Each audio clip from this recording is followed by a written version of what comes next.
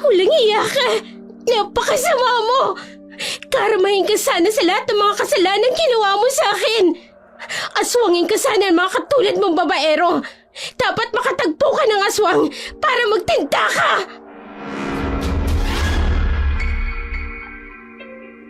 So, ibig sabihin naniwala ka sa aswang? Krista, moderno na tayo ngayon. At saka yung mga aswang na yan, napanunood ko lang yan sa mga horror movies nung bata pa ako. Wala pa akong nakikitang aswang sa tanang buhay ko, kaya hindi ako naniniwala sa mga aswang na yan.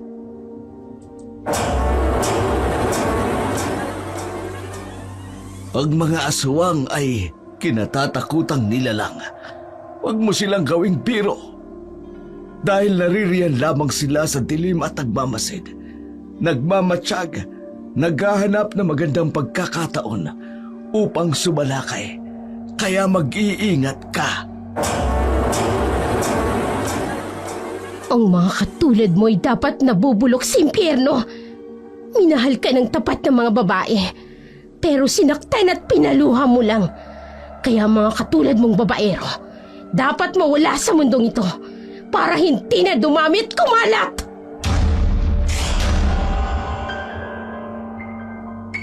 Magandang araw po sa inyo, Dark Shadow. Itago niyo na lamang po ako sa pangalang Winona. Meron po akong kwento tungkol sa mga aswang. Nangyari po ito noong meron akong kasindahang isang babaero. Nangyari ito mga taong 2016 at upang lubos ninyong maunawaan ang lahat, hayaan niyo pong isalaysay ko sa inyo ang buong kwento. Inom tayo! Tagay mga pare! Woo! Hey, handsome. Gusto mo bang makipag-lap dance with me? Sure, pretty. Tumatawag yata ang girlfriend mo. Hindi ko girlfriend yan. Nanay ko yan. Halika, doon tayo sa madilim na parte ng bar. Doon mo igiling sa akin yung hanip mong balakang. Sure. Let's on tonight. You and me, unstoppable. Absolutely. Hindi na ako makapaghintay na matikman ka.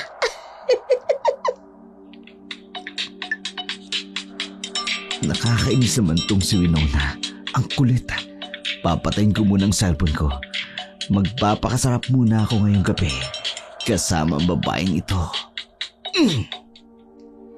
Likas kay Jello ang pagiging babaero. Simula pa noong high school, kilala ko na siya sa ganung reputasyon. Marami rin siyang mga babaeng pinaiyak. Para kay Jello, mas maraming babaeng koleksyon niya, mas masaya. Meron siyang steady na girlfriend na si Winona. Kapag nagsasawa na siya, sa panandali ang karelasyon, si Winona ang kanyang binabalikan. Habang nagpapakasarap si Jello sa pakikipaglandian sa bar, si Winona naman naiinis nang walang humpay na tinatawagan si Jello. Ito ang eksenang naabutan ng kaibigan niyang bakla na si Wella. Nakakainis. Uling hiya ka talaga, Jello. Oh, ano na naman te? Si Jello kasi, may usapan kami na susunduin ako ng 9:00. Tapos ayun 10:30 na wala pa. Ay sus, hindi ka ba nasanay dyan sa jowa mong babaero? Hindi naman bago itong ginagawa niya ngayon. Pero kasi nangako siya, Wella. Hoy, Winona, nakalimutan mo na ba? Ilang beses ka nang pinangakuan niyang si Jello pero palagi namang napapako. Kailan ba siya hihiwalayan kasi ang lalaki na yan? Hindi ko kaya Mahal ko siya. Gaga! Kaya ka inaabuso dahil sa karupukan mo. Ilang beses mo nang nahuli na may babae yan. Pero sa halip na hiwalayan mo, ayan ka, nagpapakamartir. Wala naman kasi. Hoy, Winona. Wala kang matatanggap na monumento sa Quirino Grandstand para sa pagiging martyr mo sa lalaking yan. Mahal ko nga. Mahal ko nga. Bahala ka nga. Bobo mo. Tutubuan ako ng wrinkles sa iyong gaga ka. Nung manda talaga sa akin ang lalaking yan, hihiwalayan ko na talaga siya. Itulog mo na lang yan. Dahil sigurado ako bukas kapag nilambing ka na naman ng babaero mong jowa, lalambot na naman yung marupok mong pechoy. Ewan ko sa'yo. Mahal ko nga eh. Kung hindi ko lang talaga siya mahal. Mahal mo nga. Mahal ka ba? Tumahimik ka nga, Alberto!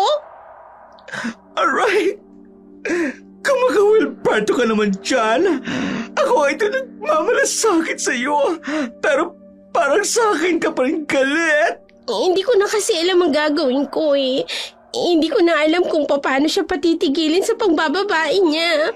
Hiwalayan mo na kasi. Yan ang pinakamabisang sagot dyan sa problema mo. Madalas sumasakit ang ulo ni Wela dahil sa kanyang kaibigang si Winona. Halos 5 taon na ang relasyon nito kay Jello. At hindi mabilang kung ilang beses nang nahuli nitong nang bababae si Jello. Ngunit sa konting paawa lamang ng lalaki, agad na tumitiklop si Winona at muling nakikipagbalikan. Samantala, kinabukasan sa kondo ni Jello, nagising itong masakit ang ulo. Nagkalat ang mga hinubad na damit nilang ng babaeng nakaniig niya ng gabing yun. Isang babaeng nakilala niya lamang sa bar. Bigla siyang nakarinig ng malakas na katok at boses mula sa labas ng kanyang pinto, kaya't agad siyang napabalikwas ng higa. Jello, alam kong naririyan ka sa loob. Buksan mo tong pinto! Nalintik ka na. Ano bang ginagawa ng babaeng yun dito? Hey, miss! Miss, gumising ka na! Uy! Jello, buksan mo sabi tong pinto eh! Miss, gumising ka na! Bilisan mo! Ano ba? Ano bang problema? Naririyan ang girlfriend ko sa labas. Magtago ka! Bilisan mo! Sino kong magtatago? Sa ilalim ng kama. Bilisan mo na! Kundi, Ayoko. para tayong maiskandalo. Ayoko! Bilisan mo na! Gusto mo bang maiskandalo tayo? Fine! Nakakairit ka naman eh! Nakakabwisit naman oo. Kung kailan may hangover ako, saka pa pumunta sa Winona. Jello! Bubuksan mo ba to o hindi? Andiyan na! Sandali lang!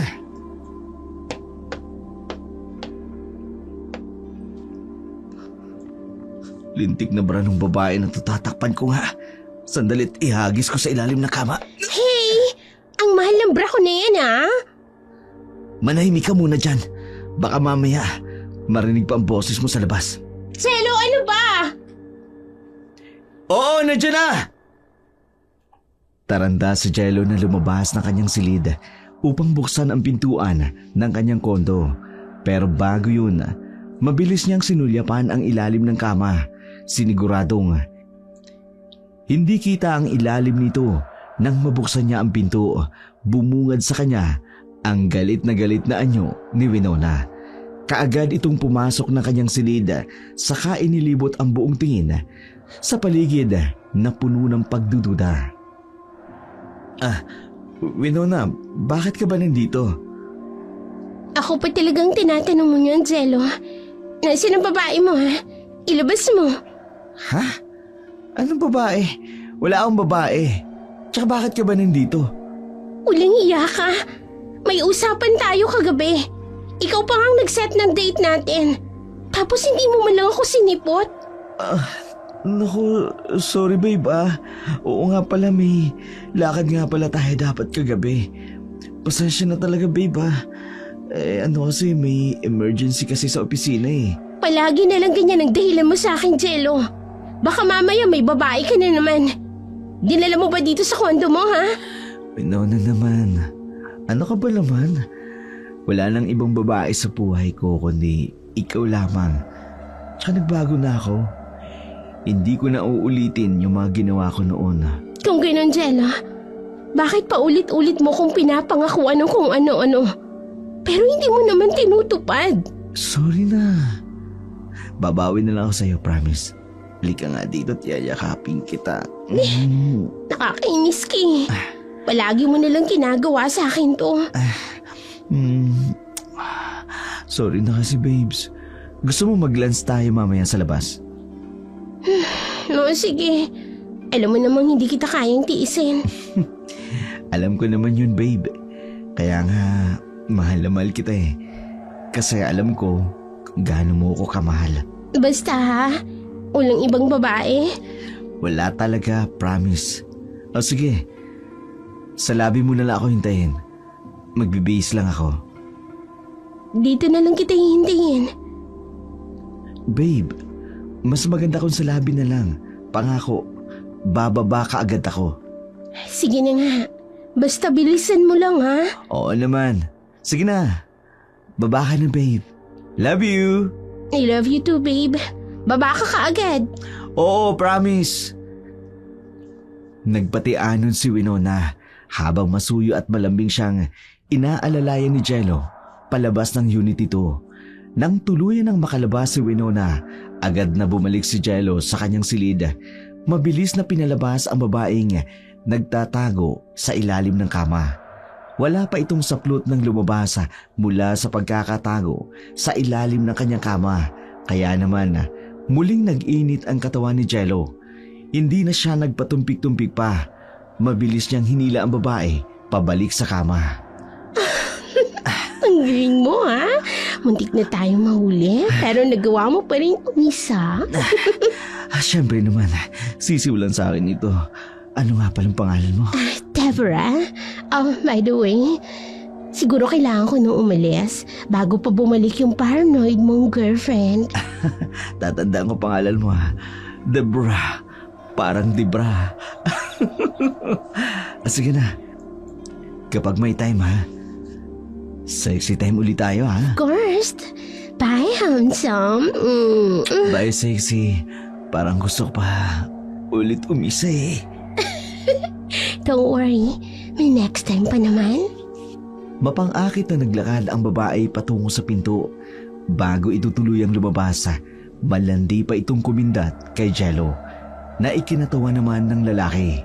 Pagkaalis ng babae, nagsimula ng magbihis si Jello. Matapos mag-ayos, bumaba na siya sa first floor kung saan naghihintay si Winona. Pagkakita pa lang sa kanya, agad itong umiti at lumapit. Waring nakalimutan na ang tampo nito sa kanya. Dinala ni Jello si Winona sa paborito nilang kainan sa BGC. Oh shit, ang wallet ko! Bakit, Jello? Nakalimutan ko yung wallet ko sa kotse. Ano? Sandali lang ha. Kukunin ko lang sa parking lot. Dito ka lang. Babalik agad ako. Jello, wag na. Ako na lang magbabayad nitong bills natin. Pero babe, nakakaya naman sa'yo. Ano ka ba? Maliit na bagay. Ako nang magbabayad. Talaga? Salamat babe ha. Hayaan mo. Ililibre na kita sa susunod. Okay lang. Pambawi ko na rin to sa'yo dahil sa ginawa ko kanina. I love you babe. Napakaswerte ko talaga sa'yo. I love you too, babe. Alam mo naman gagawin ko ang lahat para sa'yo. I know. Kaya nga nasabi ko sa sarili ko, ako na yung pinakamaswerteng lalaki sa buong mundo. Dahil ikaw ang naging girlfriend ko. Wala na akong hahanapin pa sa'yo. Wala na, Winona. Maswerte din naman ako sa'yo eh. Dahil mahal mo ko. At pinilit mong magbago para sa akin. Doon pa lang, babe. Winner ka na. Lihim na napangiti si Jello. Hindi na bago sa kanya ang ganong klaseng eksena.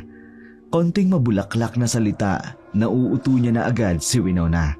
At sa tuwing kumakain naman sila sa labas, madalas siyang idahilan na nawalan siya ng pera o naiwan ang wallet. Pero ang totoo, ayaw niya talagang gumasos para kay Winona.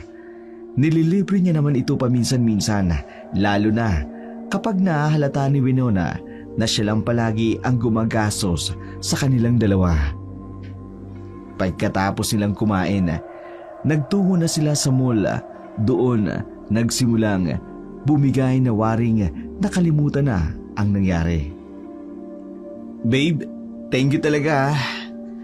Ang mahal ng sapatos na to, pero binili mo pa talaga para sa akin. Advance monthly gift ko yan sa'yo, babe. Thank you, babe ah. Love you so much. Sa wakas, meron na ako nitong Air Jordan 4 Retro. Isa ito sa pinaka-latest na inilabas nila ngayong 2016. I love you too, babe. Ingatan mo yan, ha? 25K yan. Oo naman, babe. Thank you so much talaga ha. Winona, you're the best. Lahat gagawin ko para sa'yo. Basta ako lang ang mahalin mo, ha? Oo naman. Para kanino pa ba ako? Sayong-sayo lang ako, babe. Sorry talaga kung napagdudahan kita kanina. Alam mo naman ako, napapraning ka agad kapag hindi mo ko nire-replyan o kaya hindi mo tinutupad ang mga usapan natin. Okay lang yun, babe. Wala na yun. Basta, palagi ka lang magtiwala sa akin. Hindi kita lolokohin. Salamat, babe. Alam mo namang ikaw ang lahat sa akin eh. Hindi ko kayang mawala ka sa akin, Jello. Ikamamatay ko talaga. Hindi ako mawawala sa iyo, Winona. Pangako yan. Patuloy ang paglalambing ni Jello kay Winona. Doon rin ito natulog sa kanyang kondo. Ipinagluto pa niya ang babae ng paborito nitong pagkain para sa kanilang dinner. Masayang-masaya naman si Winona. Pagkatapos may mangyari sa kanila, agad itong nakatulog dahil sa pagod. Samantala, tahimik na lumabas si Jello sa balkonahe. Maingat na isinara ang sliding door. Kinuha niya ang kanyang cellphone at may tinawagan. Hello, Han? Han? Oh, I'm sorry talaga kung hindi ka agad ako nakatawag sa'yo. Alam mo naman, busy ako sa pag-aasikaso sa mga papeles ko upang makasunod ako dyan. Ang tagal naman yata. Ano bang progress? Malapit na, Tessa. Makakapunta na rin ako dyan sa'yo sa Grisa. Bilisan mo naman. Alam mo namang miss na kita. Oo, Han. Ginagawa ko na ang lahat upang mapabilis ang pagpunta ko dyan. Kaya lang, Han. Kaya lang ano? Kailangan ko kasing bayaran ang monthly payment ko dito sa condo natin eh. Kaya kinakapos ako sa budget.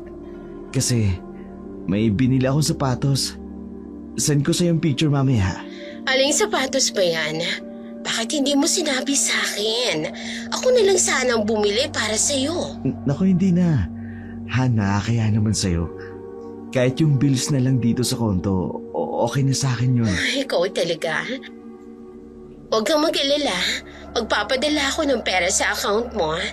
Han, dadagdagan ko na rin para may allowance ka. Huwag mo namang tipirin ang sarili mo. Nakakaya lang kasi sa'yo, Han. Pero thank you, Han ah. Alam mo, miss na talaga kita. Gusto na kita makasama uli. I love you, honey. I love you too, honey. O sige na, kailangan ko nang ibaba ito. Naka-break lang ako sa trabaho ko. Sige, Han ah. I love you. Ingat ka dyan ha. Huwag ka masyadong magpapakapagod sa trabaho. Lalo na tula ako dyan upang alagaan ka. I love you too. Ikaw talaga, ang sweet mo sa akin. O sige na, kailangan ko nang bumalik sa trabaho ko. Bye, hon. See you soon.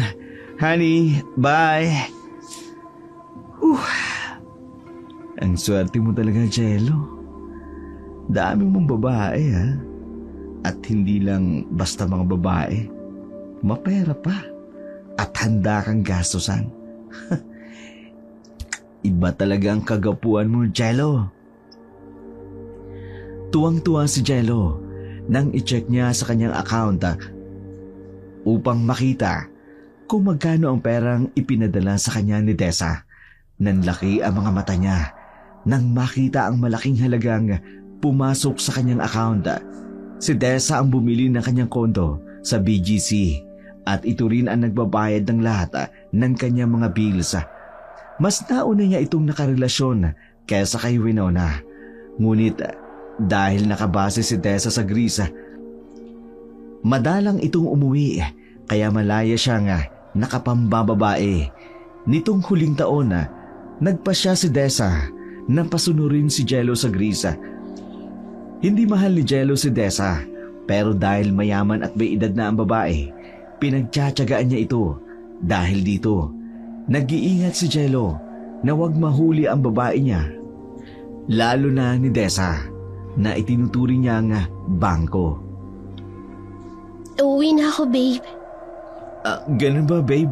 Sige, pasok na rin ako sa trabaho ko. Hindi mo man lang ako ihahatid? Hindi na, babe. Medyo malayo dito sa kondo ko ang apartment po eh. Baka matraffic pa ako. Talagang hindi mo ako ihahatid? Sorry talaga, Winona. Ayoko matraffic eh. Isa pa, kaya mo na yan. Iatid na lang kita sa may labi, ha? Sige. Babe, huwag ka namang magtampo. Hayaan mo sa susunod, iatid kita. Hindi lang talaga ako pwede ngayon. Jello naman kasi. Palagi mo nalang ginagawa to sa akin. Sorry na. Promise sa susunod. Sige na nga. Hatid mo na lang ako sa labi. Masama ang loob ni Winona dahil alam niya nga hindi talaga siya ihatid ni Jello pa uwi sa kanyang apartment. Pagbaba pa lang ng labi, hindi man lang siya nito hinintay na makasakay ng grab car. Agad itong pumanhik sa unit nito na lalo pang nagpalalim ng sama ng loob niya pagka-uwi niya sa apartment na tinitirhan nila ni Wela. Naabutan niya ang kaibigan na kumakain ng almusal.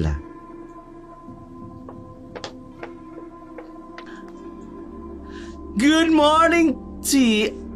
Oh, let me guess. Galing ka na naman sa babaero mong jowa, no? Oo, galing ako sa BGC. At uhulaan ko rin uli. Ikinama ka lang niya kagabi. Tapos, hindi ka malang pinakain ng umagahan. Tapos, hinayaan ka lang mag-commute galing BGC. Patungo rito sa Mandaluyong. Tama? Wala naman eh. Hay nako. Puro ka, wala naman eh. Alam ko na ang routine niyang si Jello. Ikaw lang yata talaga ang hindi nakakakita ng lahat ng panlilinlang niya sa'yo. May extra ka pa bang pagkain? Gutom na ako eh. O ngayon, para kang pulubi eh. Ay nako, meron pa, sumando ka na lang pagkain mo. Ayaw ko ba si Winona? Summa cum laude ka pa naman. Nag-graduate tayo pero bakit ang tanga mo sa pag-ibig? Hindi ko rin alam. Siguro dahil naibigay ko na kay Jello ang lahat. Marami ang mga babae ang katulad mong wasak na ang bataan pero nagagawang bumangon uli. Hindi ko alam, Wela. Siya nga pala, bago ko makalimutan, bayaran na ng apartment natin at mga bills natin. Wela. Oh, bakit? Pwede bang, Ano? manghihiram muna ako sa'yo ng pera? Ha? Bakit? Abos ang pera mo? O di ba nagpadala ka sa pamilya mo noong nakaraang buwan?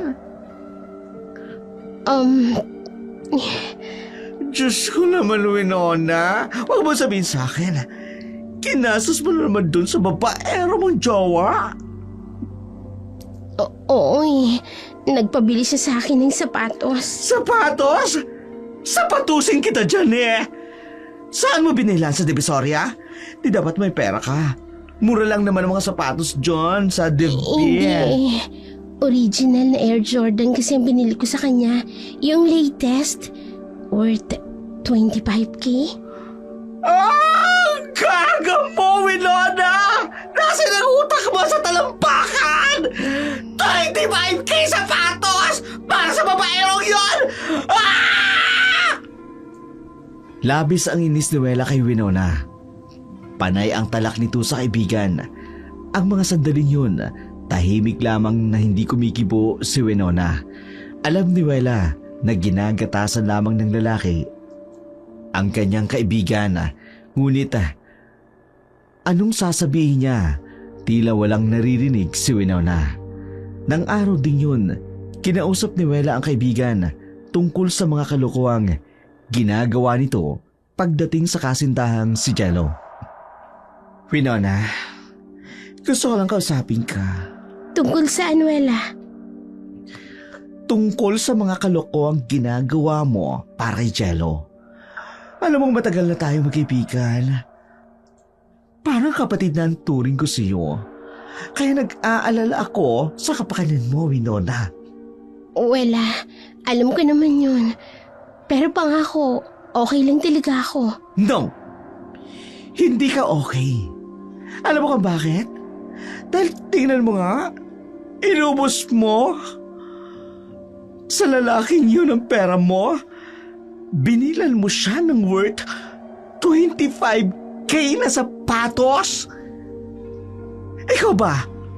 Anong binigay niya sa'yo, ha? Wala.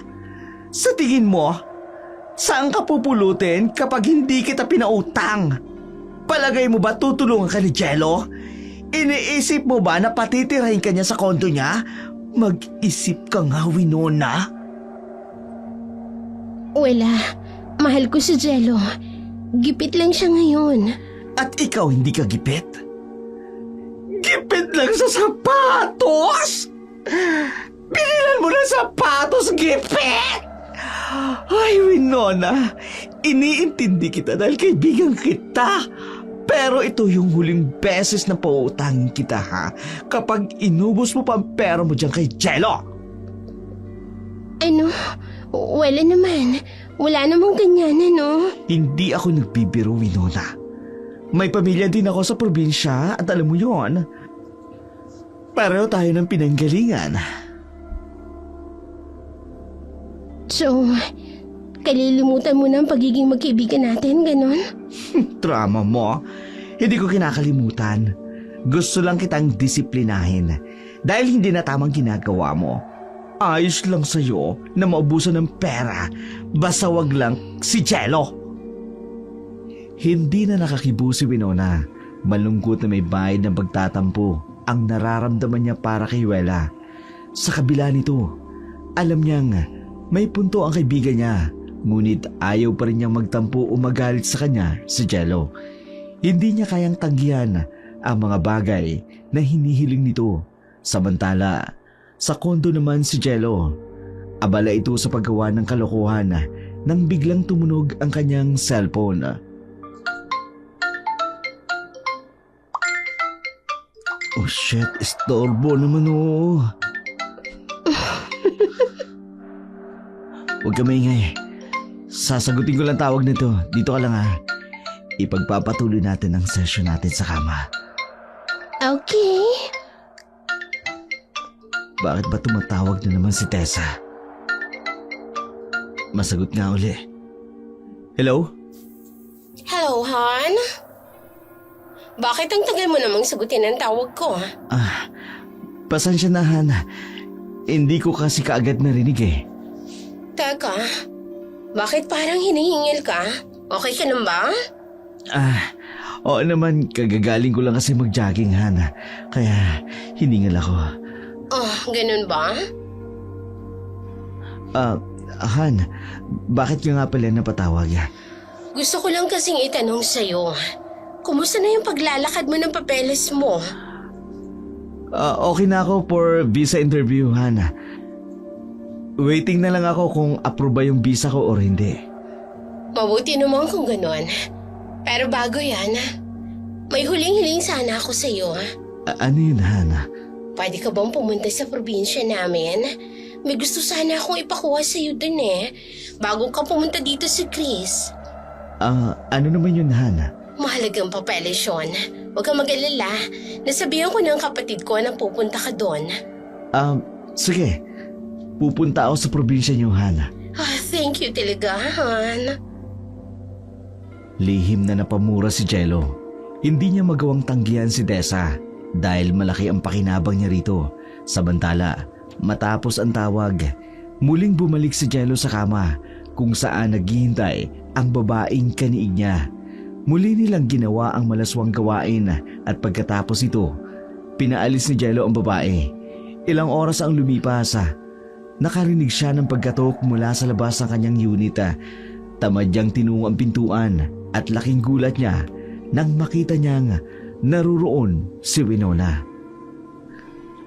Winona, anong ginagawa mo rito? Bakit may dala ka mga gamit? Pwede ba dito na muna ako, babe? Ano? Winona naman. Ano bang pumasok dyan sa utak mo? Nagkasagutan kasi kami ni Wela dahil sa'yo. Ayoko naman magstay sa apartment namin nang hindi kami nag-uusap. Winona, hindi ka pwedeng mag-stay dito sa kondo ko. Bakit hindi? Mag-isa ka lang naman dito, ha? Isa pa girlfriend mo naman ako, ha? Jello, ilang taon na tayo. Ilang beses ko na rin sinabi sa'yo na willing ako makipag-live-in sa'yo. Winona, hindi naman ganun kadali yun. Strict ang parents ko. Ayokong maabutan nila tayo Jello dito. naman, nasa tamang edad na tayo. At isa pa, bakit hanggang ngayon hindi mo pa rin ako magawang ipakilala sa parents mo? Basta hindi pa pwede. At Winona, hindi talaga pwede. Kaya bumalik ka na lang sa Mandaluyong. Jello, huwag mo naman gawin sa akin to. Ayokong bumalik ng Mandaluyong. Please, let me stay here. Winona, wag matigas ang ulo mo. Hindi ka pwede dito sa kondo ko. Isa pa, aalis ako. Ano? Saan ka naman pupunta? Sasama ako sa'yo. Hindi pwede.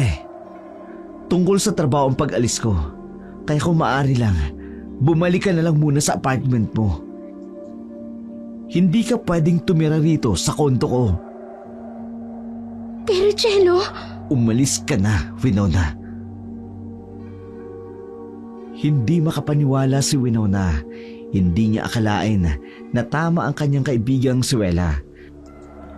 Ayaw siyang patuluyan ni Jello sa kondo nito. Bitbit ang isang maliit na maleta. Umiiyak siyang sumakay ng taxi pabalik ng Mandaluyong. Hindi niya inaasahan na ganong katindi ang sakit na idinulot sa kanya ni Jello. Hilam na luha ang kanyang mga mata nang makabalik siya sa sariling apartment. Wala roon si Wela dahil pumasok ito sa opisina. Nanlambot na umupo si Winona sa couch habang patuloy na naghihikbi. Maya-maya pa naramdaman niya ang matinding pagkahilo dahilan upang mawalan siya ng malay.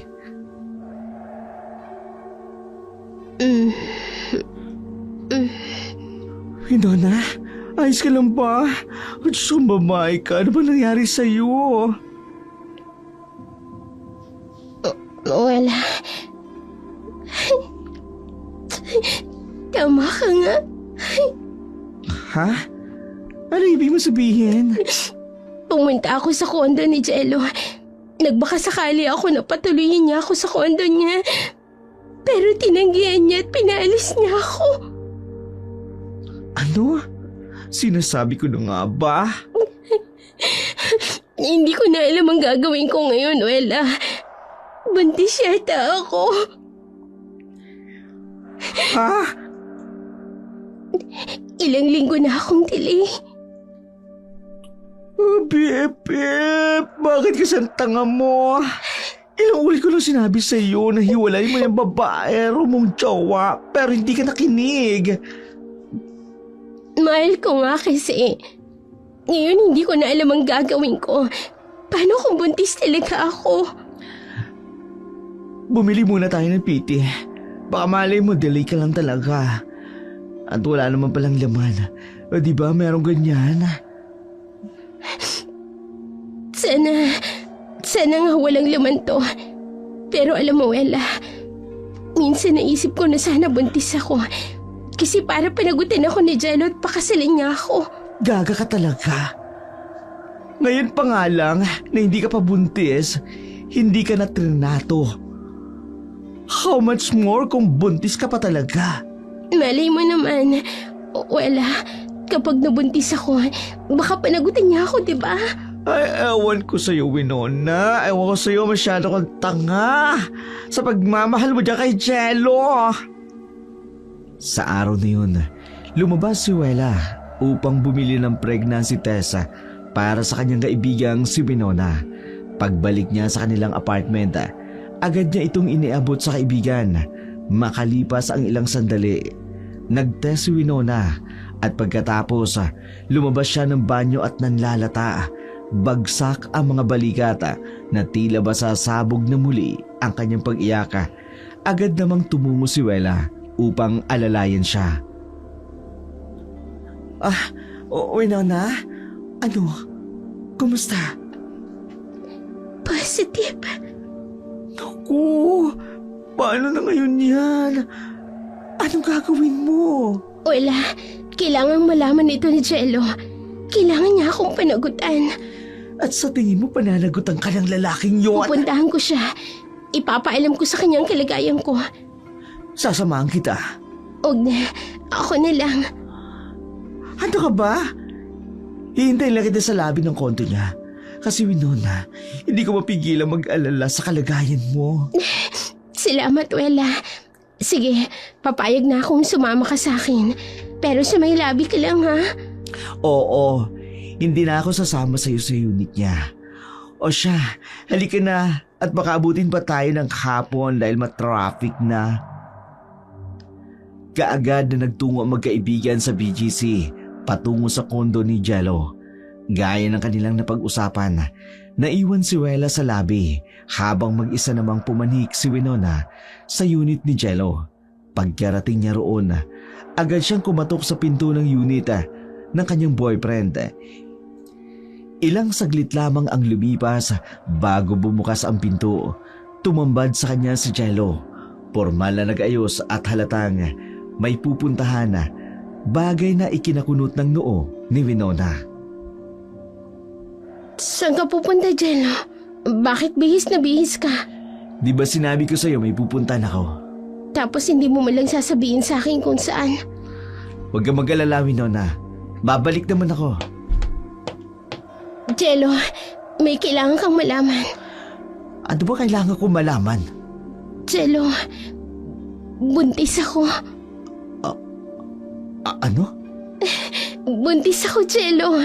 Magkakaanak na tayo. Winona, Hindi ka natutuwa. Winona, hindi pa ako ready na maging ama. Hindi ko priority ang magkapamilya. Ano? Pero Jello, nandito na to.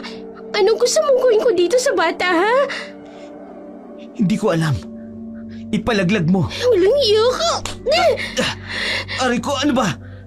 Bakit ka ba nananampal?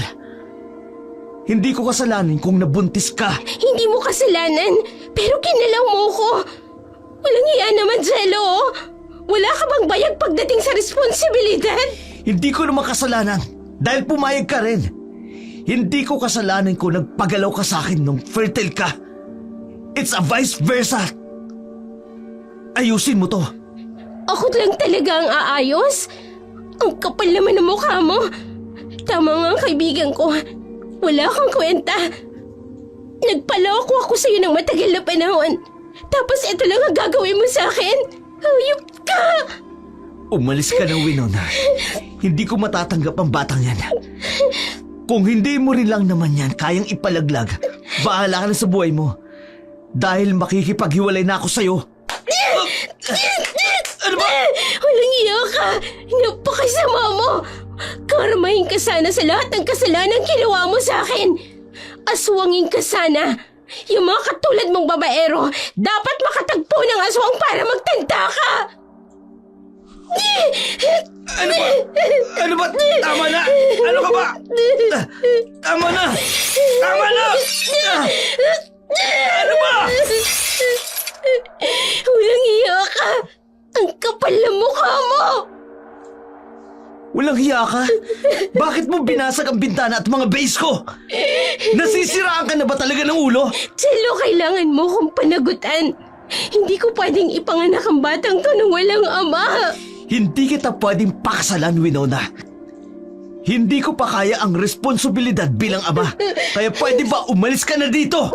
Jello, nagmamakaawa ako sa iyo, please. Panagutan mo ako. Hindi ko alam ang gagawin ko. Parang awa mo na. Umalis ka na, sabi! Alis! Huwag mo ako kilat ka rin, Jello. Parang awa Umalis mo ka, na. Winona! At huwag ka nang babalik dito!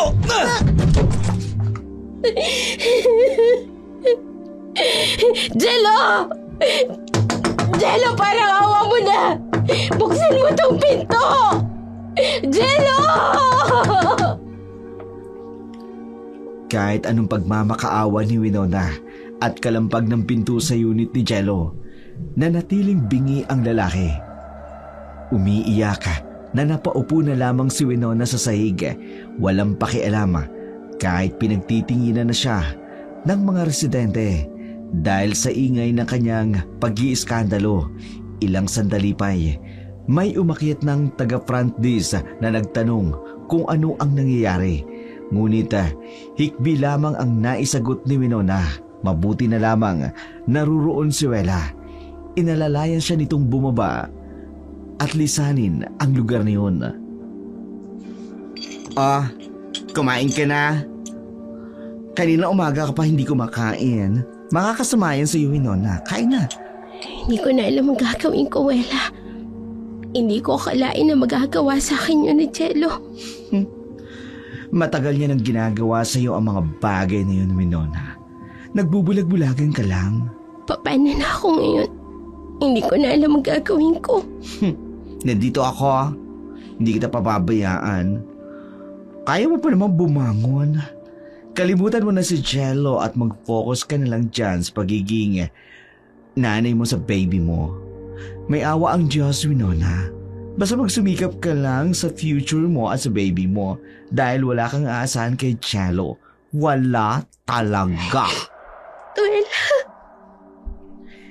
Umiiyak na yumakap si Winona sa kanyang kaibigang si Wela. Mula pa nung high school, hindi na makapaghiwalay ang dalawa. Magkasama silang nagtungo sa syudad upang makipagsapalaran pagkatapos sila makapagtapos ng kolehiyo sa probinsya. Sabay din nilang pinangarap ang masaganang buhay hanggang sa nakilala ni Winona si Jello, ang lalaking nagpabago ng direksyon sa mga plano niya. Samantala, si Jello naman ay nakarating na sa probinsya ni Nadesa. Hating gabi na nang marating niya ang lumang bahay ng pamilya nito. Kinilabutan siya paglapit dahil sa liblib ang lugar niyon. Walang kapitbahay, madilim, masukal. Halatang napaglipasan na ng panahon. Bagaman napakalaki ng bahay, may estelo ito ng kasila. Hindi natatakpan ang kalumaan at misteryo ng paligid. Ano bang klaseng lugar ito? Masyadong liblib at napakadilim. Wala man lang mga kapitbahay. Tapos yung bahay, dinaig pa yung nasa horror movie. May kailangan ka ba? Sino ka? Ako si Adong, ang caretaker ng bahay ng kasilang ito. Ikaw, sino ka at bakit ka narito? Pinapunta ko rito ni Desa Medina. Si Ma'am Desa? Oo, may pinapakuha siya sa akin. Mahalagang papeles daw. Ganun ba? Kung ganun, halika. Dali lang, bubuksan ko ang pinto.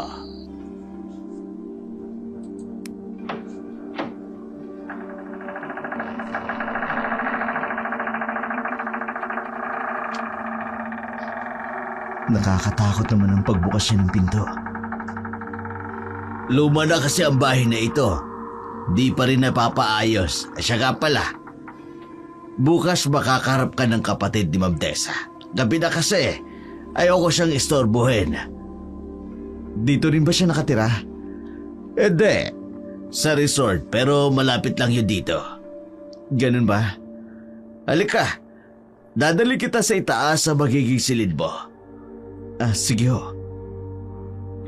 Nakakatakot naman ang bahay na to. Pati yung matandang caretaker na ito halos kuba na sa katandaan. Hindi mapakali si Jello habang inililibot ang paningin sa paligid. Puro puting tela ang nakatakip sa mga kagamitan. Halatang Luma na rin ang kesame, pati ang hagdan patungo sa ikalawang palapag. Hawak ang isang kandila. Tahimik at takot siyang sumusunod kay Mang Adong, ang caretaker ng naturang bahay. Pagdating nila sa isang lumang silid, iniwan siya ng caretaker na pabuntong hininga si Jello. Bago tiningnan ang lumang katre sa gitna ng silid, dahan-dahan siyang lumapit doon. Kaagad na nagtalukbong ng kumot. Kinabukasan, maaga siyang nagising, kasabay ng tilaok ng manok at huni ng iba't ibang ibon, mga tipikal na tunog sa umaga sa probinsya.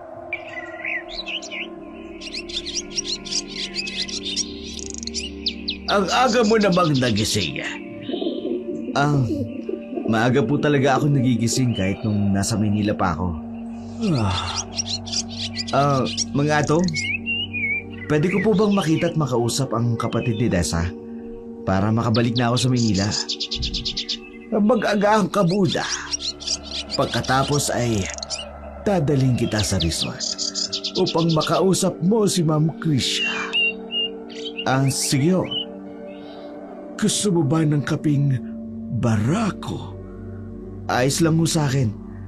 Sige, diyan ka lang at ipaghahanda kita ng kape mo. Sige po, salamat.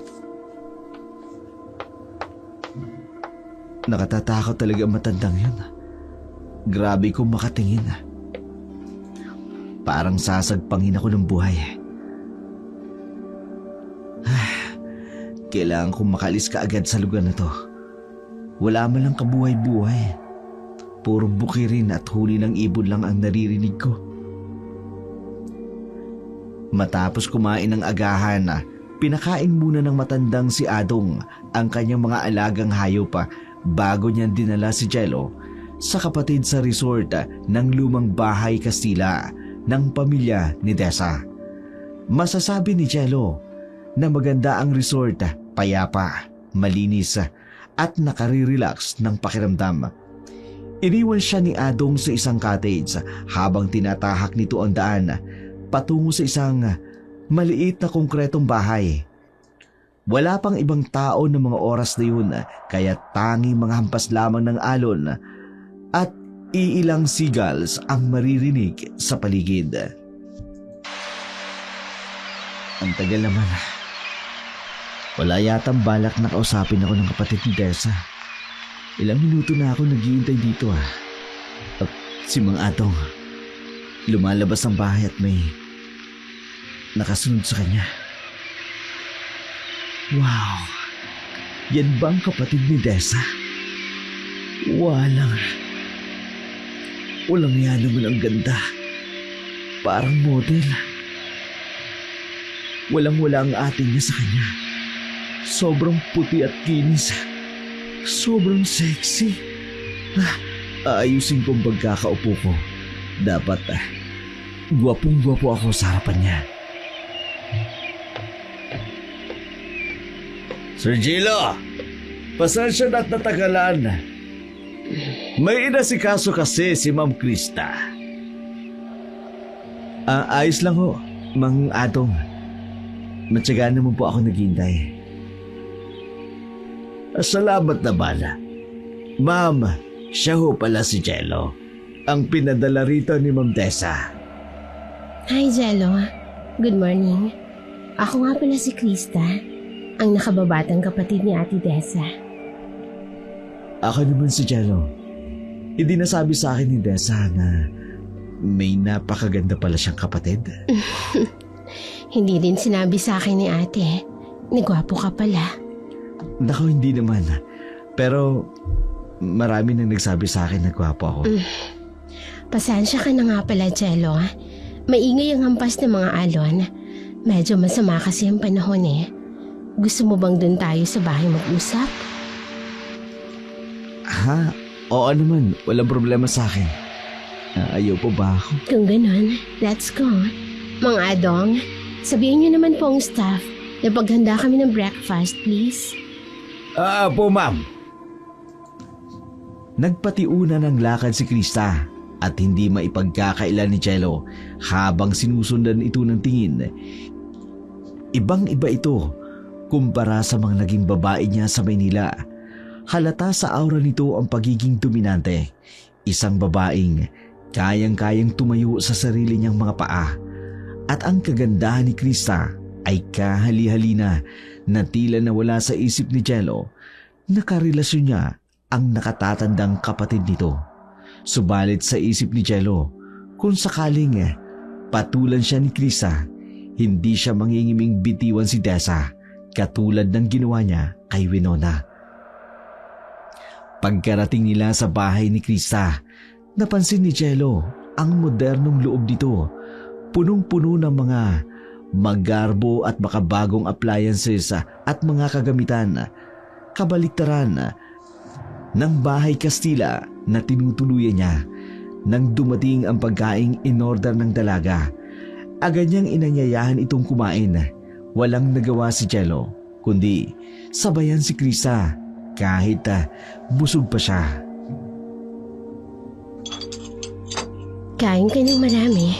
Masarap yung mga delicacies dito sa lugar namin.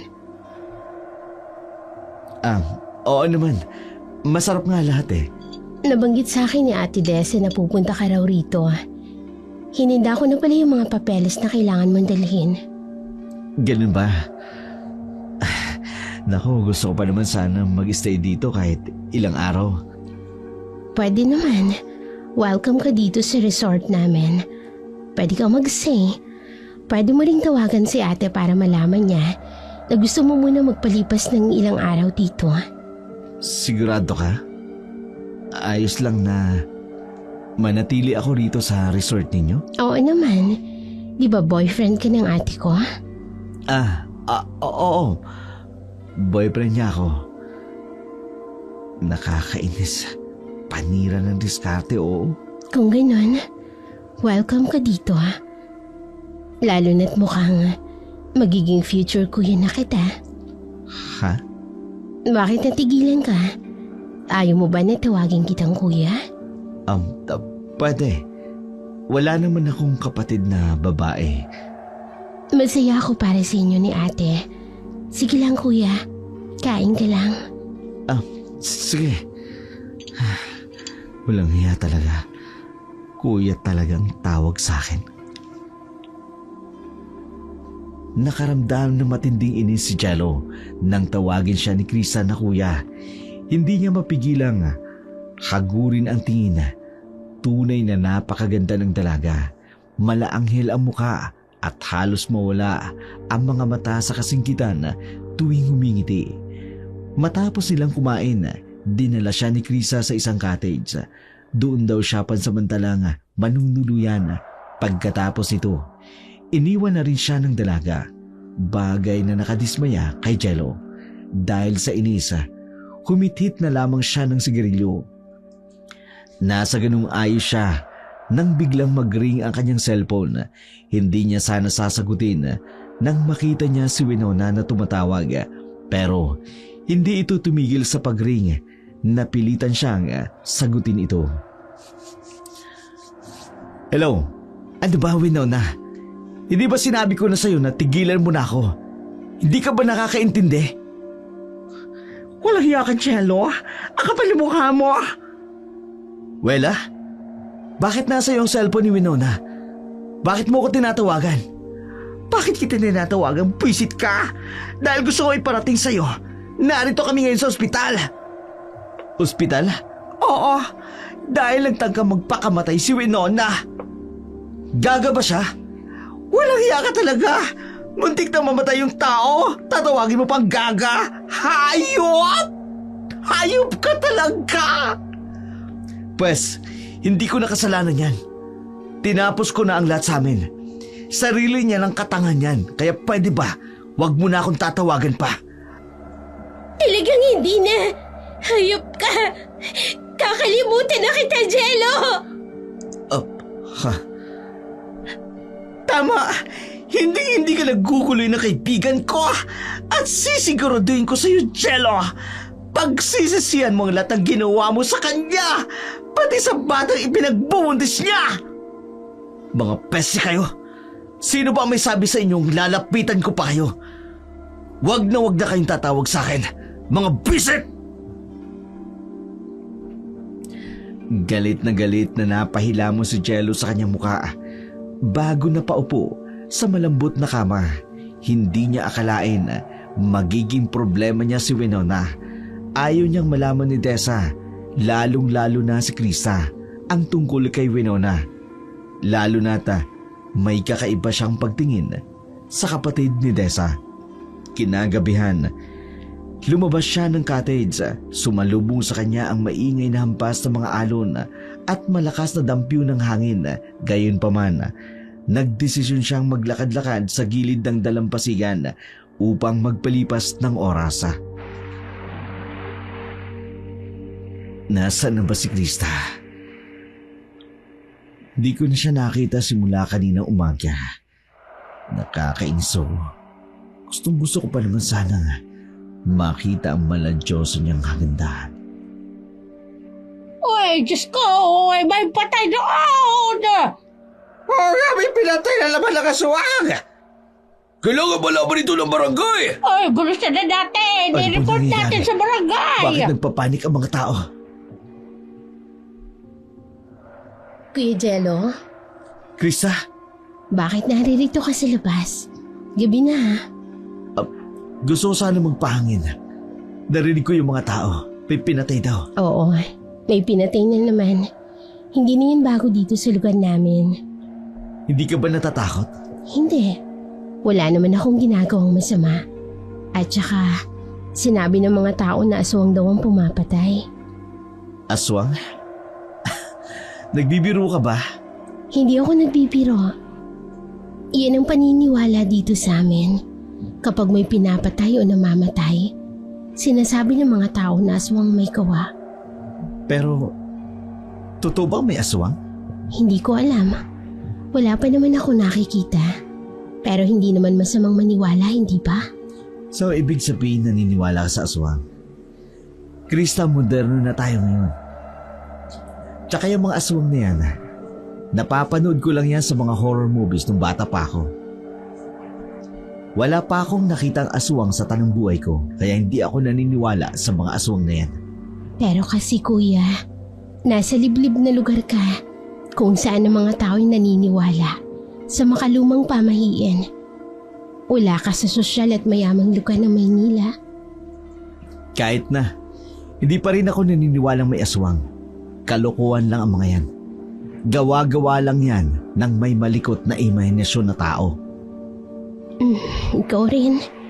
Hindi naman kita pinipilit na maniwala, kuya. Pwede ba muna akong tawagin na kuya? Pakiramdam ko kasi ang tanda ko na. Tsaka mukhang hindi naman nagkakalayo ang mga edad natin. Sige, hindi na kita tatawagin kuya simula ngayon. Mabuti naman. Tara, bumalik na tayo. Baka mamaya mapagtripan pa tayo ng killer. Umalis nga ang dalawa sa gilid ng dalampasigan, walang pakialam sa mga nagkakagulong tao sa di kalayuan. Muling pinagbasta ni Jello ang magandang mukha ni Krista na noon tinatamaan na ng makulimlim na liwanag ng buwan. Pagkarating niya sa kanyang cottage, nagpaalam si Krista at sinabing ipahatid na lamang ang pagkain mula sa staff ng resort. Ilang minuto rin ang lumipas bago niya narinig ang mahinang katok sa kanyang pintuan. Nang pagbuksan niya ito, tumambad sa kanya ang isang magandang dalaga na sa tansya niya, nasa 19 na taong gulang pa lamang. May dala itong pagkain, kaya't pinapasok ito sa loob ng cottage. Nang lumingon sa kanya ang dalaga, baka sa mga mata nito ang pang-aakit bilang isang lalaki. Hindi nagdalawang isip si Jello. Tinuklaw niya ang palay na kusa nang lumapit sa kanya. Wala sanang makaalam sa ginawa natin ha. Lalo na kay Ma'am Krista mo. Basta ba, ulitin natin ang ginawa natin ngayon. Oo naman. Ayaw pa ba ako sa galing mo sa kama? Mukhang sanay na sanay ka eh. nakailan na rin ako kapag may mayayamang lalaki na pumupunta rito at gusto ng panandali ang aliw. Kumakagat ko agad ako, sir.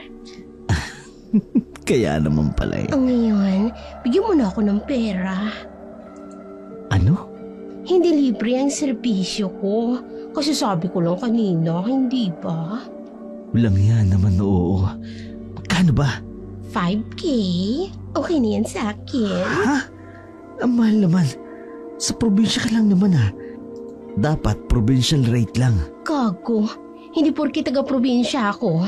O gugulangan mo na ako. 5,000 kapalit ng pananahimik ko.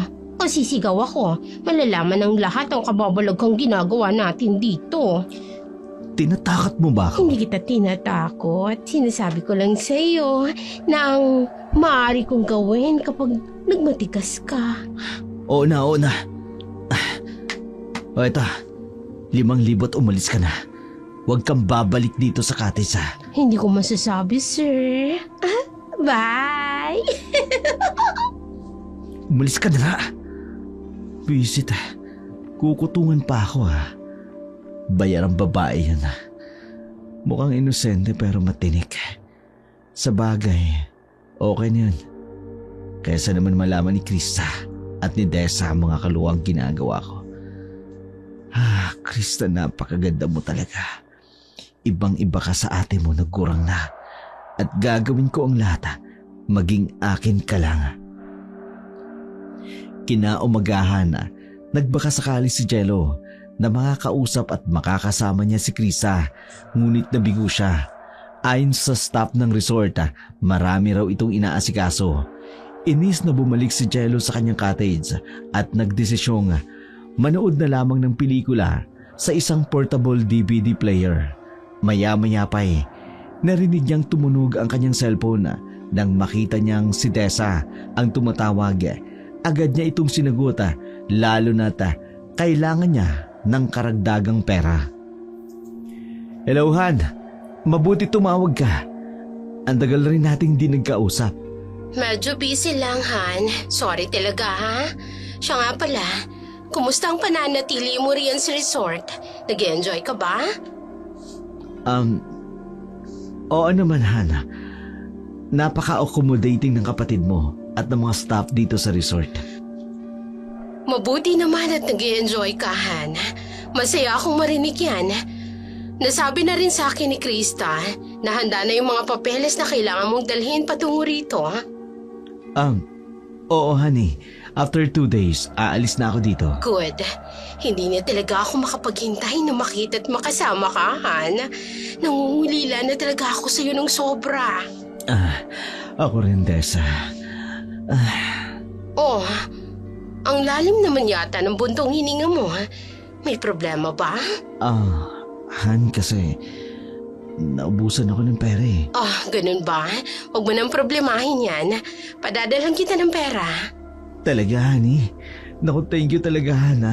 Katunayan talaga, problemado ako ngayon. Huwag ka nang mag-alala. Ako nang bahala. Padadalhan kita sa account mo. Thank you so much, honey. I love you. I love you too, honey. Sige na. Kailangan ko nang bumalik sa trabaho ko.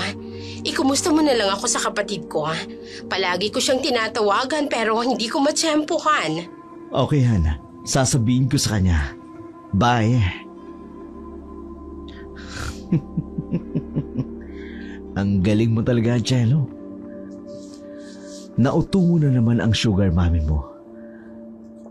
Ay, kung ganito lagi hindi ko na kailangan magtrabaho. Sa ngayon, isa lang ang gusto kong matikman, ang kapatid mo, Tessa. Bago ako malis dito sa liblib na lugar na to, gusto ko matikman muna siya. Hindi pa rin nawawala ng pag-asa si Jello na maangkin ang kapatid ni Dessa. Patuloy ang kanyang pakikipaglapit rito. At nagiging agresibo siya dahil nalalapit na ang pag-alis niya sa lugar ni Huna. Wala siyang pakialam sa kanyang paligid kahit pa ilang beses niyang naririnig ang tungkol sa patayan sa lugar at isinisisi sa mga aswang, isang bagay na hindi niya pinaniniwalaan. Isang gabi, Niyaya siya ni Mang Adong at Krista na magtungo raw sila sa gubata upang humanding ng mga ibon, bagaman natutuwa. Pero hindi pa rin maiwasan ni Jello ang matakot, lalo na sa mga kakaibang tunog ng gubata at sa dilim ng paligid.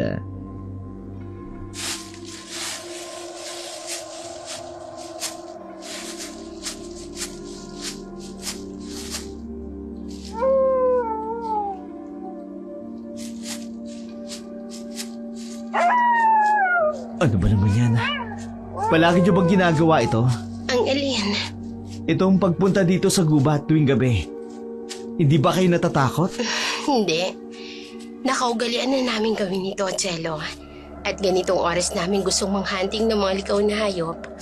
Dahil mas mabilis silang hulihin, lalo na ang mga labuyong manok. Ganun ba? Huwag mong sabihin natatakot ka. Ha? Hindi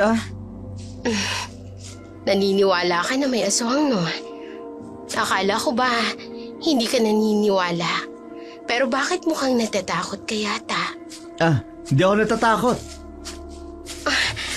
Ayun, may nahuli yata ang labuyong manok. Yung bitag ni Mang Adong. Halika, lapitan natin siya. Dito, ma'am. 2 ang nahuli kong manok sa bitag. Papunta na kami, Mang Adong. Bilisan mo, Angelo. Baka makawala pa yung manok. Sayang naman. Wala sa sariling sumunod si Jello kay Krista. Pagkarating nila sa kinaroroonan ni Mang Adong, hawak ang isang flashlight. Agad niyang napansin ang 2 manok na nasa loob ng bitag ng matanda. Kitang-kita niya ang saya sa mukha ni Krista. Ngunit napakunot ang kanyang noo nang lingunin siya ni Mang Adong. Tila ba ibang-iba ang aura nito na para bang naging isang nakatatakot na nilalang. Subalit nang muling tingnan ni Jello ang matanda, bumalik ito sa dati. Biglang kinalabutan si Jello. Hindi niya alam kung namamalikmata lamang ba siya o totoo ang kanyang nakita. Pagbalik nila sa resort, kaagad na inasikaso ni Mang Adong ang 2 manok na nahuli nila. Samantala, si Krista ay iniwan siya sa labas ng kanyang cottage. Tulala pa rin si Jello hanggang sa marinig niya ang boses ni Mang Adong sa kanyang gilid. Sir! Mang Adong, kayo ho pala. Ako nga ho. May kailangan po ba kayo sa akin? Wala naman ho. Gusto ko lang sanang itanong kung ayos lamang ba kayo. Kanina ko pa kasi napapansin, tulala kayo. At balisa simula nung nanggaling tayo sa gubat. Wala naman ho akong problema. Huwag niyo na ho akong intindihin. May nakita ka bang kakaiba sa gubat? Wala ho. Ano naman ho makikita ko sa gubat na yung nakakaiba? Hindi na dapat kayo tumayo rito, sir. Bakit naman? Basta ho, mag-iingat kayo. Mang Adong, anong ibig yung sabihin? May alam ba kayo na hindi ko alam? Wala ho, sir. Sinasabihan ko lamang kayo na mag-iingat.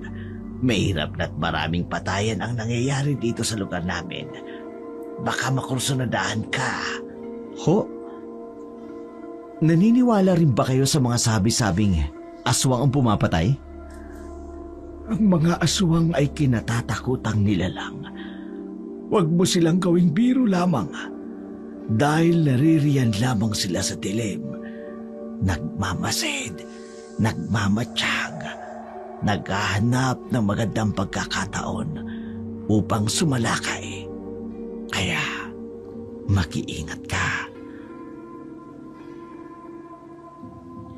Lalong tumindi ang kaba sa dibdib ni Jello matapos marinig ang sinabi ni Mang Adong.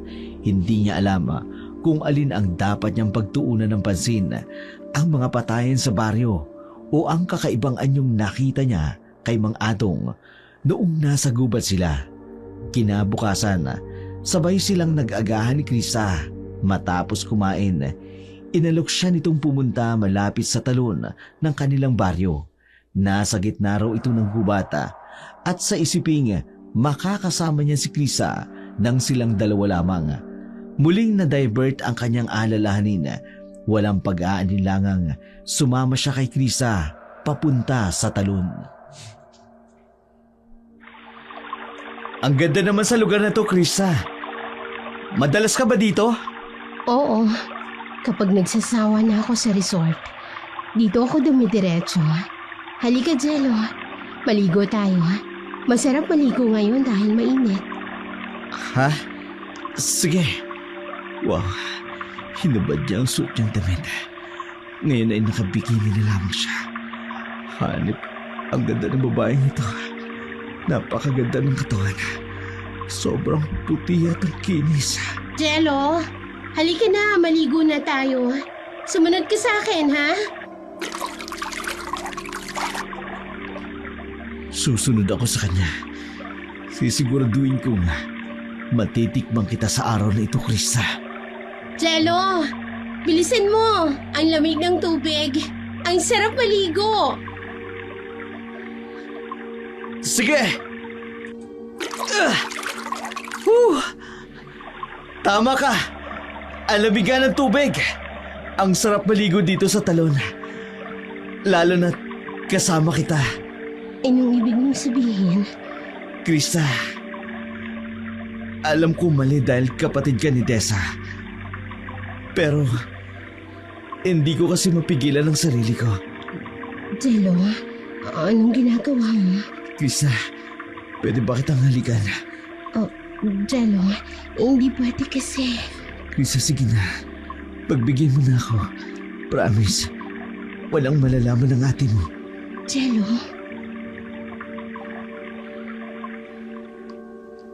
napangiti si Jello nang maramdamang hindi nagprotesta si Krista nang halikan niya ito. Isang bagay lang ang nasabi niya. Napakasarap sa pakiramdam ng mga labi nito. Ngunit agad ding kumawala si Krista.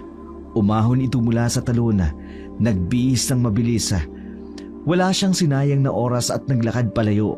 Kaya't kaagad naman siyang sinundan ni Jello. Pagkatapos noon, nagkulong na lamang si Krista sa kanyang kwarto. Hindi na lumabas pa. Bagay na labis na ikinabahala ni Jello. Sinisi niya ang kanyang sarili kung bakit siya naging mapangahas sa dalaga. Kinagabihan, laking gulat ni Jello nang pundan siya ni Krista at iyain patungo sa bahay Kastila. May kukunin daw ito roon. Bagamat nalilito, wala siyang nagawa kundi sumama. Muling sumagi sa kanya ang kakaibang pakiramdam, lalo na nang makarating sila sa lumang bahay ng pamilya Desa. Wala ba kayong balak ibenta ito o i-renovate ang bahay niyo na to? wala eh. Halika, samahan mo ko sa taas. Pati itong kahoy at hagdanan lumang-luma na rin. Ayaw kasing ipabago ni ate. Dahil ito na lang ang alaala ng aming yumaong kamag-anak. Pati na ng mga magulang namin. Krista, tungkol nga pala sa nangyari kaninang umaga. Gusto ko sanang humingi ng pasensya. Hindi ko lang kasi napigilan ang sarili ko. Huwag kang mag-alala, Jello. Hindi ako galit.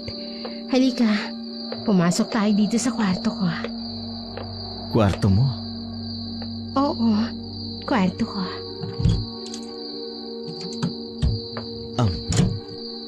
Anong gagawin natin dito, Krista?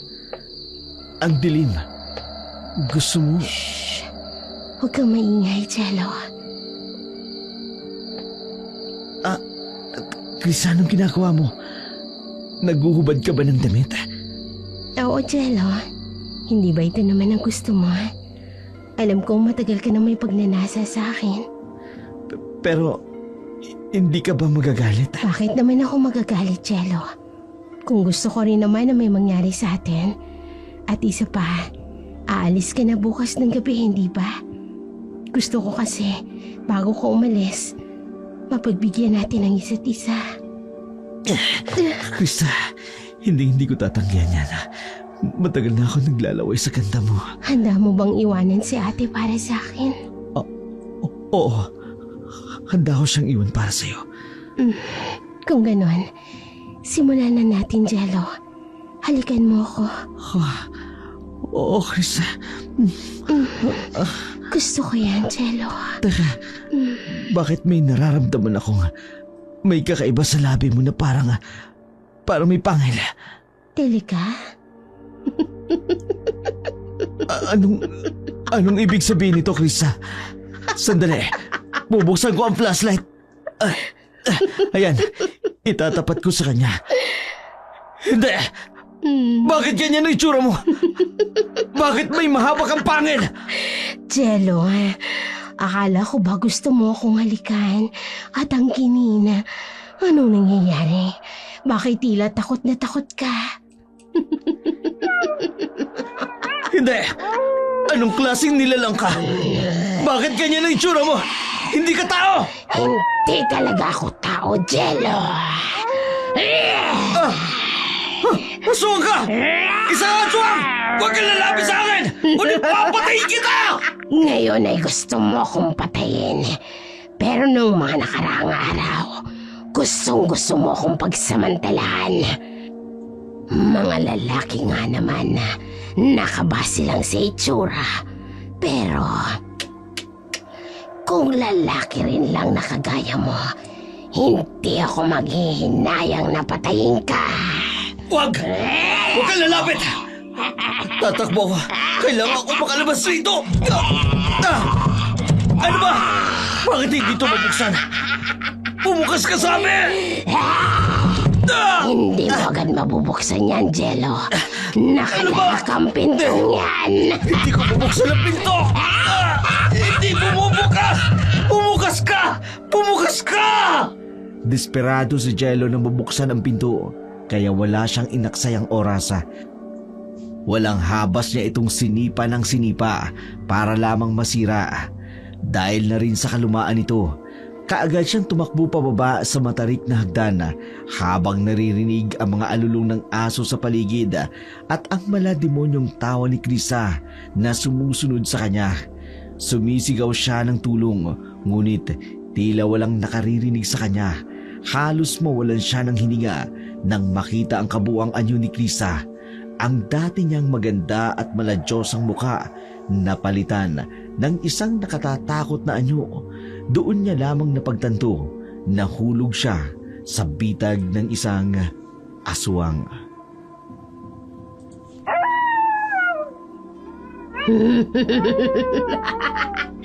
Jello, bakit ka tumatakas sa akin? Ngayon mo kung halimaw ka! Kung alam ko lang na halimaw ka pala, hindi na sana kita pinagpantasyahan! Kasalanan ko ba kung hindi mo ginagamit yung utak mo? Kasalanan ko bang yung ulo sa pagitan ng mga hita mo ang ginagamit mo? Bakit mo ginagawa sa akin to? Alam ba ni Desa na aswang ka? Oo, alam niya. Dahil pareho kaming aswang. Katunayan, sinadya niya talagang papuntahin ka rito upang hulihin ka. Dahil matagal niya nang alam na niloloko mo siya. Hindi ka lang niya mahuli sa akto dahil nasa malayo ka. Ano? Pinagplanuhan yung latang to? Kasabot ka niya? Oo, Jello. Akala mo ba na isan mo na ang kapatid ko? Akala mo ba uto-uto siya dahil binibigyan kanya ng pera? Walang-wala sa kanyang pera, Jello. Marami kami niyan. Pero ang pangluloko mo, ang hindi namin magagawang palampasin. Wag! Mawa ka sa akin! Hindi! Tatakbo ako! Kailangan makatakas ako rito! Kailangan ko makatakas sa lugar na to. Hindi ako magpapahuli sa aswang na yun. Kailangan baka hingi ko ng tulong. Hindi pwedeng mahuli niya ako. Naririnig ko ang mabibigat niyang yapag na humahabol sa akin. Hindi! Papalapit siya ng papalapit. Hindi! Walang iya! Natumba pa ako. Bisit na ugat ng puno na ito. Ang sakit ng paa ko. Tatayo ako. Kailangan makaalis ako rito. Hindi mo ko matatakasan, Jello. Pagbabayaran mo ang kasalanang nagawa mo sa kapatid ko. Hindi ako magpapahuli sa iyong halimaw ka! Mamamatay muna ako bago mo mahuli! Wala kang mapupuntahang iba, Jello. Hindi mo kabisado ang lugar nito. Hindi mo ko matatakasan. Napakadilim. Wala akong makita. Sobrang sakit na rin ang paa ko. Magtatago ako dito sa likod ng malaking puno. Sana lang hindi niya ako makita. Ano ba tong kinasadlakan ko? Kung alam ko lang na ganito ang kahantungan ko, hindi na sana ako nagtungo rito. Jello, huwag ka nang magtago. Mahanap din kita. At oras na mahanap kita, gugutay-gutayin ko ang katawan mo at kakainin ko ang lamang loob mo. Pigil hiningang nagtago si Jello sa likod ng isang malaking puno. Dinig na dinig niya ang nakakikilabot na alulong ng mga aso at ang malalim na ungol ng aswang na si Krista. Butil-butil ang kanyang pawis at ramdam niya na mabilis ang kabog ng kanyang dibdib. Ngunit tila hindi siya sinuwerte. Makalipas ang ilang minuto, narinig niya ang nakasisindak na pagkamot ng mahabang kuko sa balat ng puno na kanyang pinagtataguan. Nang lingunin niya ito, tumambad sa kanya ang nakapanghihilakbot na anyo ni Krista. Buong lakas siyang napasigaw sa tindi ng takot. Huli ka! Bitiwan mo ko! Parang awa mo na, Krista! Huwag mo kong sasaktan! Sabi ko naman sa'yo, Jello, hindi mo ko matatakasan. Huwag ka na magpumiglas pa. Wala ka na rin namang pupuntahan pa. Parang awa mo na! Bitiwan mo ko! Huwag mo ko hilain! Saan mo ba mo dadalhin ang suwangka? Sa dapat mong kalagyan. Pagsisisihan mo lahat ng kasalanang ginawa mo, Jello. Pero magsisi ka man, huli na! Mamamatay ka na! Hindi! Buong lakas na sumigaw si Jello, ngunit tila walang nakarinig sa kanya. Hinila siya ng aswang na si Krista pabalik sa lumang bahay Kastila. Kahit anong pagpupumiglas niya, hindi siya nito pinapakawalan. Mas lalo siyang napadaing nang bumaon ang matatalas at mahabang kuko nito sa kanyang balata na nagdulot ng matinding sakit. Lihim siyang napaiyaka, taimtim na humingi ng tulong sa Diyos dahil sa kanyang kinasadlakang sitwasyon. Ano mga kailangan ko gawin upang pakawalan mo ko? Humingi ako ng tawad sa lahat ng mga kasalanang nagawa ko. Pakawalan mo lang ako, Krista. Hindi kita pakakawalan, Jello. Mananatili ka rito upang mapagbayaran mo lahat ng mga kasalanan mo. Papatayin mo ba ako? Naiisip ko lang, kapag pinatay kita kaagad, mapapadali lamang ang kaparusahan mo. Tama si Ate Dessa. Ang mga lalaking katulad mo, dapat ay ibigay ang hilig. Anong ibig mong sabihin? Agatha! Lumabas ka na riyan.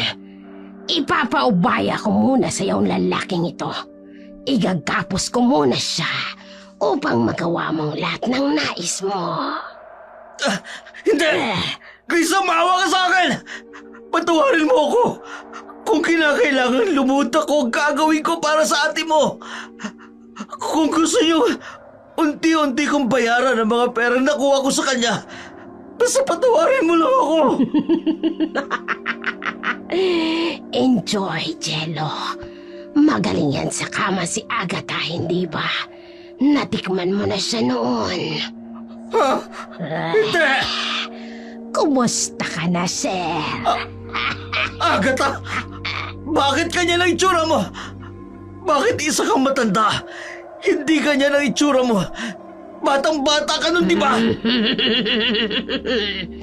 Yan ang problema sa'yo, Jello. Masyado kang hayok sa laman. Si Agatha, isang matandang aswang na nag-anyong bata lamang upang maakit ka niya. At alam mo ba kung ano pa siya? Marami siyang uri ng sakit na dala. Kaya sigurado ko, may malalang sakit ka na ngayon. Hindi! Mga halimaw kayo! Papatayin ko kayo! Papatayin ko kayo! Sige na, pagsawaan mong lalaking yan. Hindi! Mga hayop kayo! Halimaw! Hindi! Ginawa ni Agatha ang kanyang nais kay Jello habang nakagapos. Diring-diri si Jello habang hinahalikan siya ng halimaw. Halos himatayin siya sa matinding baho at pandidiri. Kinaumagahan, nagising na lamang si Jello sa labas ng malaking bahay Kastila.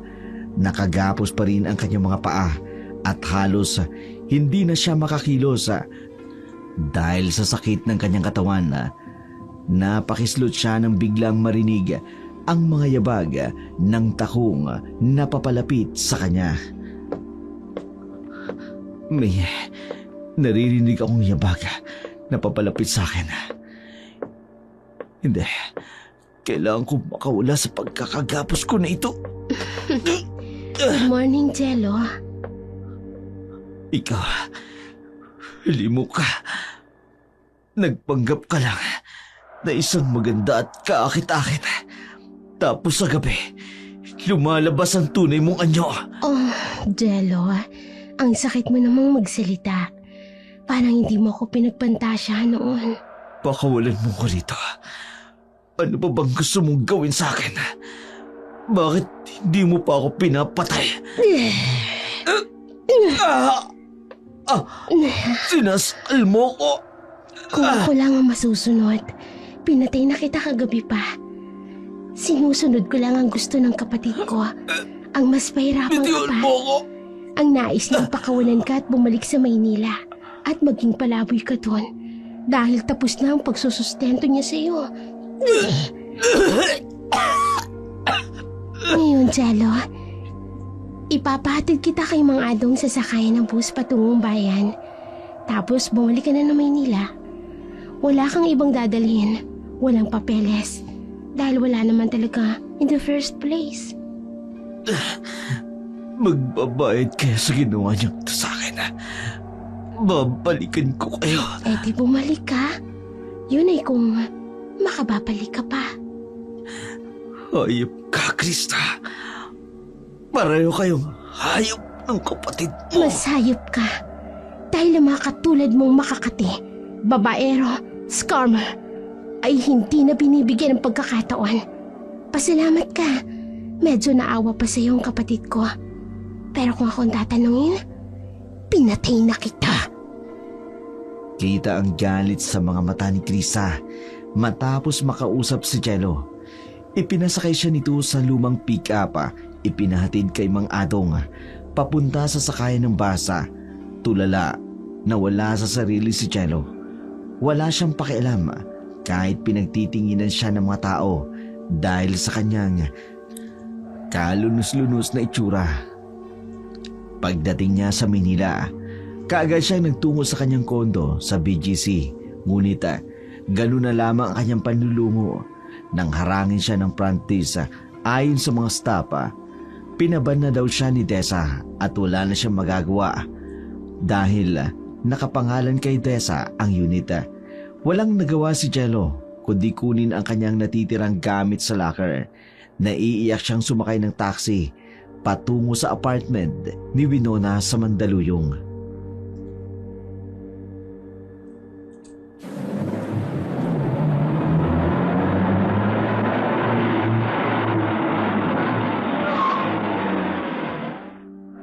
Salamat po, Manong.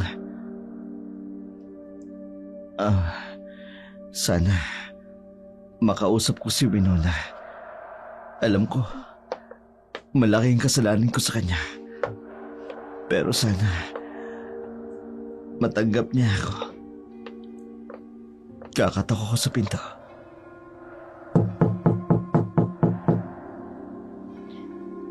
Sandali lang. Andiyan mo. Ano ba yan? Kung kailan may ginagawa ako, istorbo naman masyado. Mabuksan na nga ang pinto. Sino ba kasi ito? Sino ba kasi... Well, ikaw? Ano ginagawa mo dito? Tarantado ka! Gusto ko lang makausap si Winon. Matapos mo siya ipagtabuyan at pabayaan, ngayon, may lakas ka ng loob na pumunta rito at nagdedemand na kausapin siya. Ang kapal na mukha mo! Parang huwag mo na. Wala. Gusto ko siyang makausap. Wala siya rito. Nasa trabaho. At isa pa, ayaw ka rin niyang kausapin. Matapos ang ginawa mong pagtabuyan sa kanya. Ang kapal talaga ng mukha mo. Lumayas ka nga rito! Layas! Hindi ako alis dito. Agad di ko siya nakakausap. Di manikas ka dyan! Napabuntong hininga na lamang si Jello nang padabog siyang pagsara ng pinto ni Wela. Naiintindihan niya kung bakit matindi ang galit nito sa kanya. Kaibigan ito ni Winona. Walang nagawa si Jello kundi maupo na lamang sa hagdan habang pinagmamasdan ang mga sasakyang nagdaraan sa kanyang harapan. Lumipas ang ilang oras hanggang sumapit na ang hapon at nagbabadyang bumagsak ang ulan. Saka lamang nabuhayan ng loob si Jello nang makita niyang paparating si Winona. Nanlaki ang mga mata nito nang makita siyang nakaupo sa harapan ng apartment nito.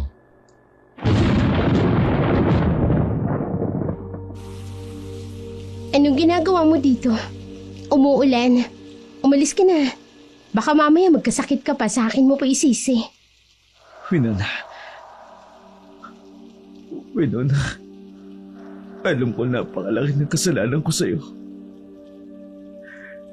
Alam ko walang kapatawaran ng lahat ng ginawa ko. Niloko kita ng paulit-ulit. Pinirahan kita at lahat-lahat na. Pero sana mapatawad mo. Bakit nila mo mga gamit mo? Wala na, Kondo. Paano wala na? Hindi ba ipinagmalaki mo pa sa akin yon? Paano nawala sa'yo? Hindi naman talaga sa akin yun eh.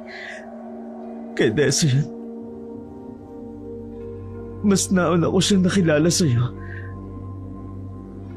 Pinagsabay ko kayo ng sugar mommy ko tapos nalaman niyang niloko ko siya.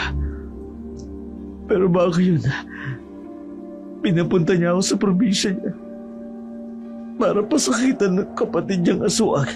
Ano? Gago ka ba, Jello? Anong aswang? Wala sa akin, Winona.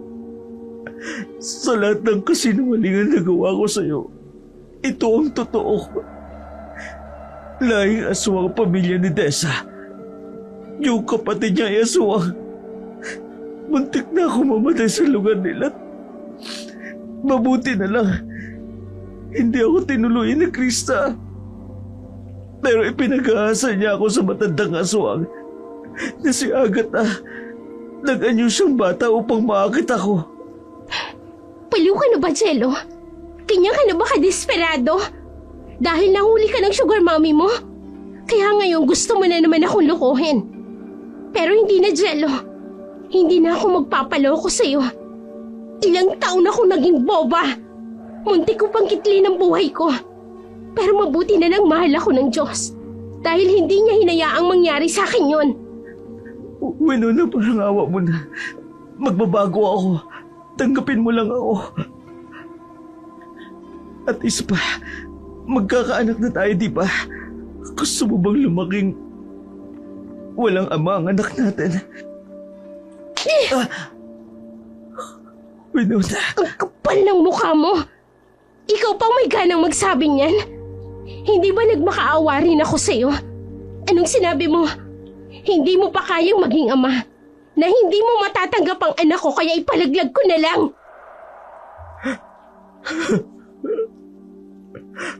Alam ko naging kako ako, pero tawarin mo ako, Winona.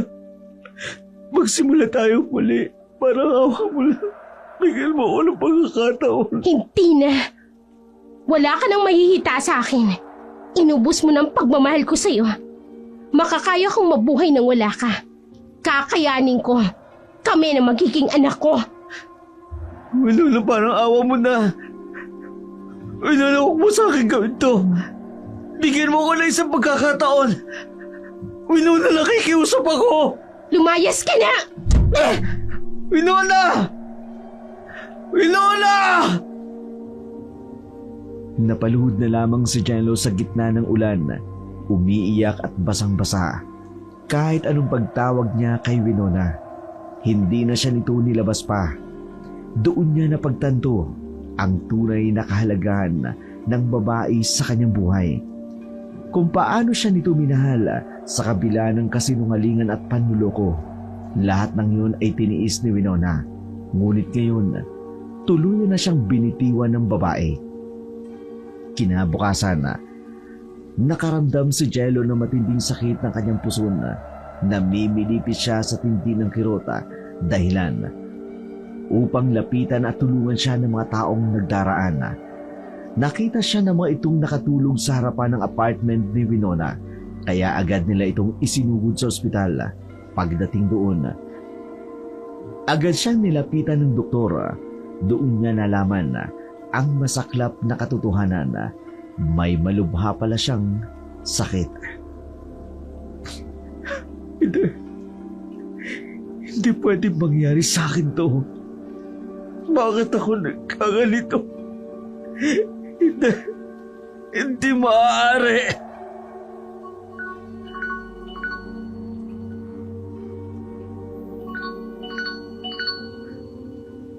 Ang cellphone ko nagre-ring. Ang walang hiyang si Tessa. Hello? Hello, Jello? Walang hiya ka, Tessa. Hindi mo ka. Isa kang aswang. Anong ginawa niyo sa akin? Bakit ako nagkaroon ng ganitong sakit?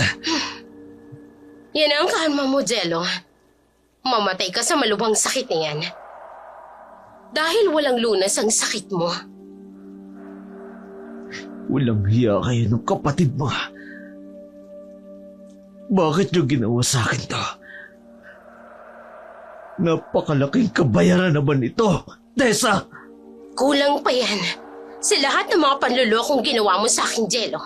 Sa paggamit mo sa akin, alam kong hindi lang akong babaeng niloko at sinaktan mo. Patawarin mo ka, Tessa. Ayoko mamatay. Kaya patawarin mo na ako. Nagsisisi na ako sa lahat ng kasalanan nagawa ko. Huli na, Jello. Huli na sa pagsisisi. Ang mga katulad mo, dapat nabubulok sa impyerno. Minahal ka ng tapat ng mga babae, pero sinaktan at pinaluha mo lang. Kaya ang mga katulad mong babaero, dapat mawala sa mundong ito para hindi na kayo dumami at kumalat. Tessa, patawarin mo ako. Tessa! Goodbye, Jello. Hello? Tessa! Tessa, hello!